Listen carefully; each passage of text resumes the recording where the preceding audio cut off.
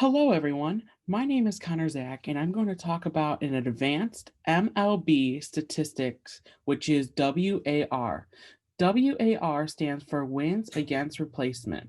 What does win against replacement measure?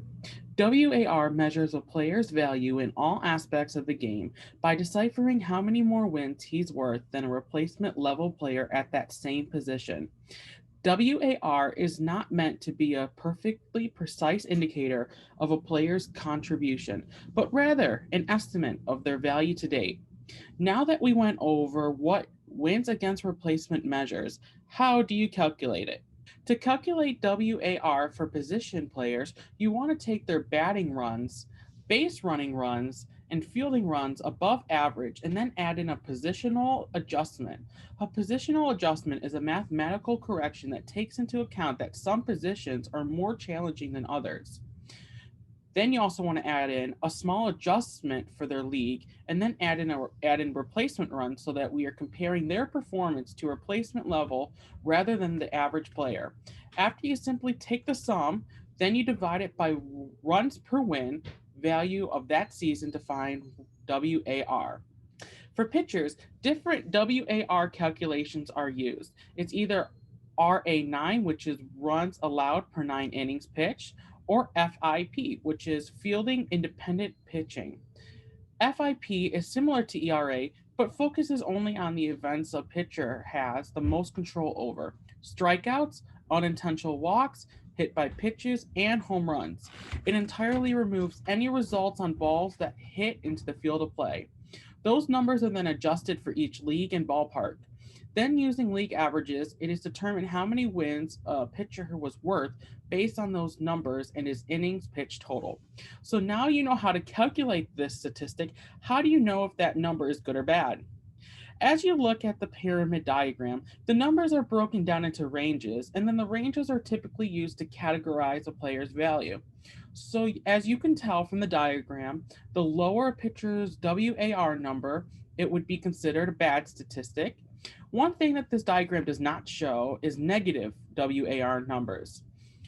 Whenever a player has a negative WAR, that means that this player is performing worse than a replacement level player. So a player wants to have a positive WAR, but the higher the positive WAR number, it's considered a good number for this statistic.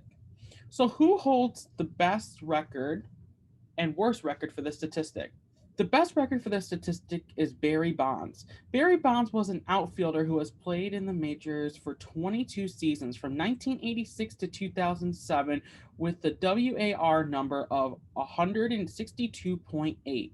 In 2,986 games, he had a batting average of .298 with 762 home runs and 1,996 RBIs. He hit 2,935 singles, 601 doubles, and 71 triples. Now, on the other hand, the worst record for this statistic is Doug Flynn. Doug Flynn was an infielder who has played in the majors for 11 seasons from 1975 to 1985 with 5 different teams.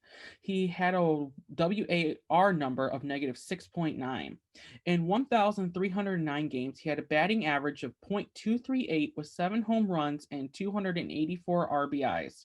He had no extra base power as he just hit 115 doubles and 39 triples. He only drew 151 walks, reflecting his .266 career on base percentage.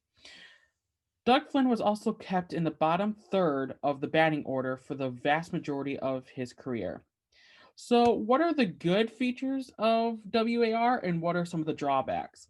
One good feature of the WAR statistic is that it helps pick a candidate for an MLB award when both players are great candidates for it, but you could only pick one. There is a clear real life example of when using WAR is appropriate. Back in 2012, there was a huge debate on who should win the American League MVP award: Tigers third baseman Miguel Cabrera, who became the first Triple Crown winner in 45 years. But there was also Angels rookie Mike Trout, who won the AL Rookie of the Year. The Triple Crown is still an incredible accomplishment, but we have so many incredible statistics now that can accurately measure true performance on a player's contribution to their team. As we look at the statistics, I could see why this was a hot topic. By looking at Miguel Cabrera's and Michael Trout's batting average, they are almost similar. Now, looking at the number of games that were played, Mike Trout played 20 less games than Miguel Cabrera. He hit 14 less home runs, but look at their on base percentage that was almost identical. Then we have to look at their WAR number, which comes into a play. Cabrera had a WAR number of 6.4, and Michael Trout had a WAR number of 10.3. What this means is that Trout was worth about 4 more wins in 2012 than Miguel Cabrera. Since they dug deeper, there were more reasons that pointed to Trout being the most valuable, meaning that his WAR number was so high. But instead of digging around different stats, wins against replacement gave us an overall picture of what the stats measured. For example, Miguel had a lower WAR number because he has poor base running and defense. Those are two areas that are either overlooked or just ignored in MVP discussions. One of the drawbacks of this statistic is that it measures the past, not true talent level. WAR totals measure past performance. If a player was worth plus 5 wins last year, it could be possible that he'll be worth plus 5 wins again next year. But then again, it's a predictor, so the player could easily under or overperform that level. Another drawback is that it's context neutral. For both pitchers and position players, WAR is entirely context neutral. This means that it doesn't take into account that some hits are more important in games than others. Sometimes a single could be more valuable than a triple depending on the time and the context. Or if a player recorded only one single per game for 162 games, but that one single knocked in the game winning run every game, WAR would credit that player with exactly as much value as a player who did it the same thing but his team lost every game. On a final note, for this presentation, the advanced MLB statistic wins against replacement should not be used as an exact measurement. Instead, it should be used as an approximation of the number of wins a player has been worth. It's a great way to compare players as well as determining a player's overall value to their team. And here is a list of the resources that I used for this presentation. And thank you for watching.